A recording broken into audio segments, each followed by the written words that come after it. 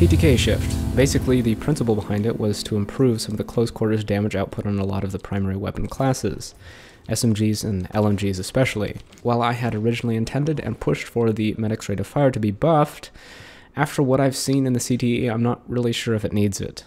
This will be a very quick update video if anything, so if you want more detail, I will link 3 of the Reddit posts that I've made discussing this topic at more length and in more structure. I'm just improvising this. So first, to be very clear, the only distances that have in any way changed their TTK are distances from 0 to 12, and distances outside 35 meters. I'll start with the more obvious one. Outside 35 meters, BTKs for the SMGs have been raised by 1 simply to make them feel a little less AIDS, because they really felt awful before. It should make things like the MP18 experimental and MP18 optical a little more relevant, since, you know, they actually have some of the damage output to utilize some of their accuracy. The Rebel also got better damage at range, further emphasizing its role as a mid to long range weapon. The LMGs also got a reduction in their ranged bullet. This one's a little bit more shaky and a little less straightforward. There are some changes that I'd like to see done to the MGs to make sure that they don't effectively encroach on the ranges of Medic and Scout as much as they do right now in the CTE, utilizing what I feel is an overpowered bipod with the new damage model. If you haven't tried the Shosho though, I really recommend it. It feels very good currently. So what about the 0 to 12 meter distance? Bullet to kill values were also decreased by 1. Standard LMGs and SMGs now have a 12 meter 4-hit kill range.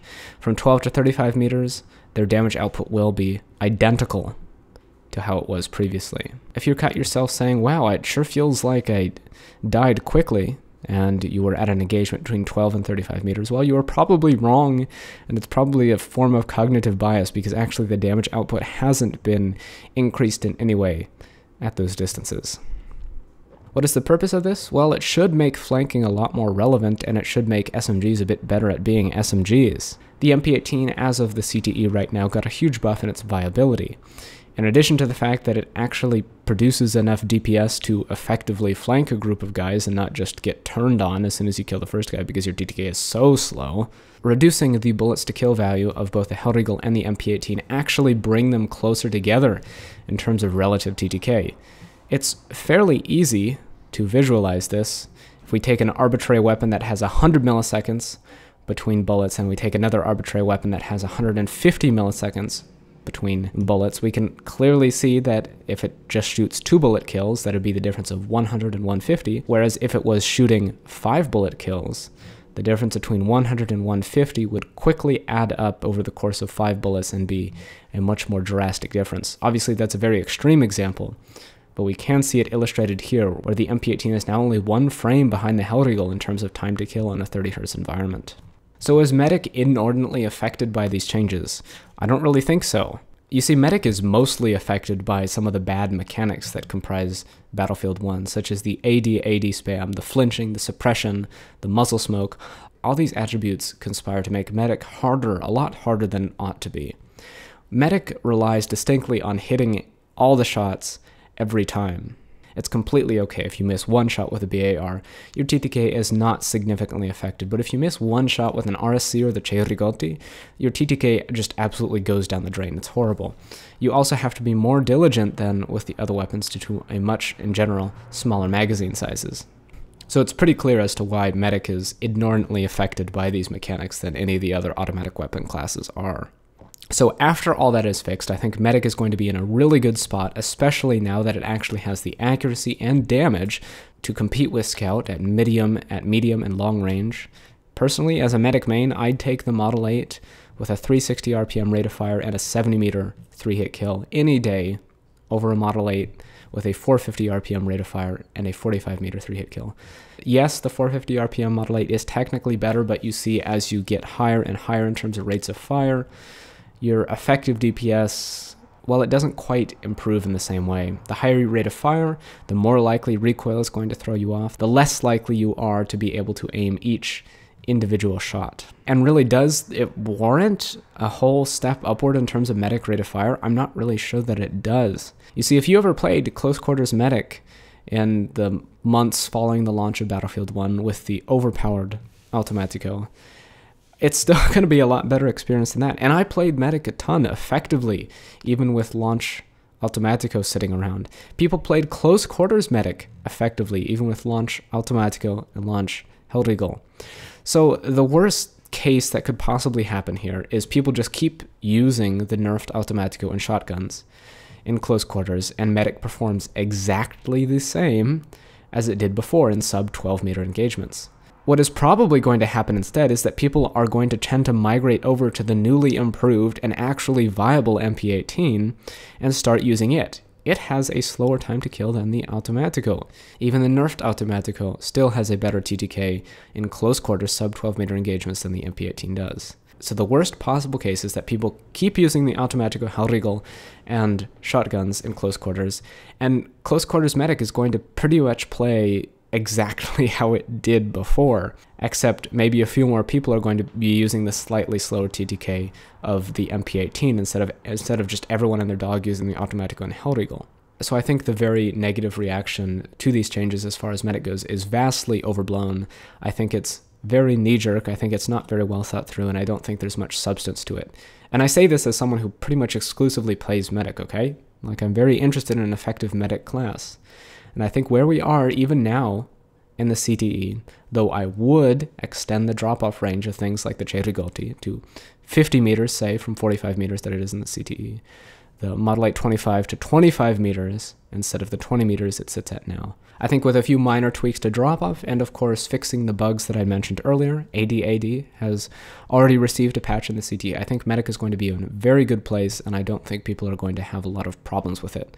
And if they have problems with it, it's probably a case of get good. I mentioned the bipod problems in passing only. If you would like to read a little bit more on the bipod problem and what comprises it, you can read the Reddit post that I made, linked in the description. As a quick overview, basically, I think high rates of fire weapons are way too good on the bipod. Even things like the MG15 suppressive. Take the MG15 suppressive and the Lewis gun suppressive. If you're just standing up in the air, not supported, the Lewis gun is totally a compelling pick. While it has less bullets to kill and a slightly slower rate of fire, it has much less horizontal recoil and better spread characteristics, definitely giving it a legitimate role in the game if you're just playing aggressively and not bipoding up. The moment you bipod up, the Lewis gun becomes irrelevant. The MG15 is always going to be a better pick. Why? Well, first, the bipod kind of negates the spread components of the balance, which I guess I'm okay with. But horizontal recoil is a much bigger component of what makes high rate of fire weapons balanced against low rate of fire weapons. As your rate of fire goes up, your horizontal recoil goes up, thus making you less accurate, thus making you hit less shots, thus making your effective DPS less than the lower rates of fire. There's a big difference in horizontal recoil between the MG15 and the Lewis gun. It's like 0.3 degrees.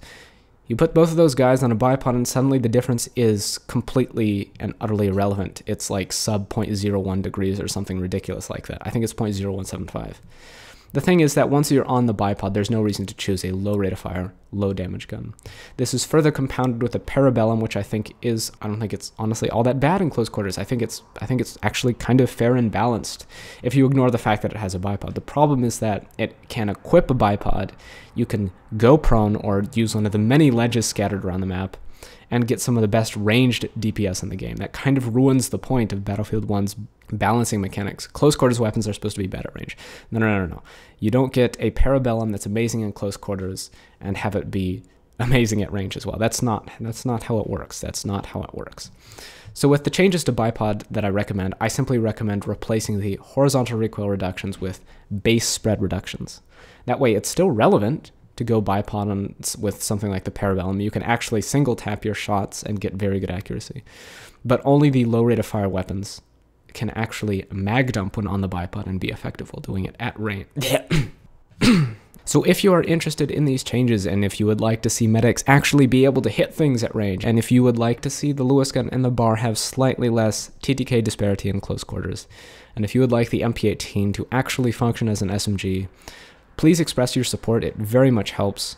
Not to me on my comments. I don't care what you say in my comments. But if you can do it on Reddit, that'd be great. If you can post publicly on Reddit, if you can mention one of the design heads on Twitter, I believe it's Demise99, that's Alan Kurtz. I will link his Twitter in the description. Just express your support in general terms of this. If you feel that it has potential but needs work, that's totally fine as well. But there is some risk at this point that it could be cut off early on, and I'd rather not see that happen because I think this is a very good addition to the Battlefield franchise, and I don't want to keep seeing depletion of DPS over time. You know, if we brought a BF3 gun into Battlefield 1, that would be absolutely insane. So it seems to me that we've had a distinct loss in TTK over time, and I don't want to see that trend keep continuing. We have to get a buff to something somewhere at some point, and I think this is a good place to start. Only 0 to 12 meters and outside 35 meters.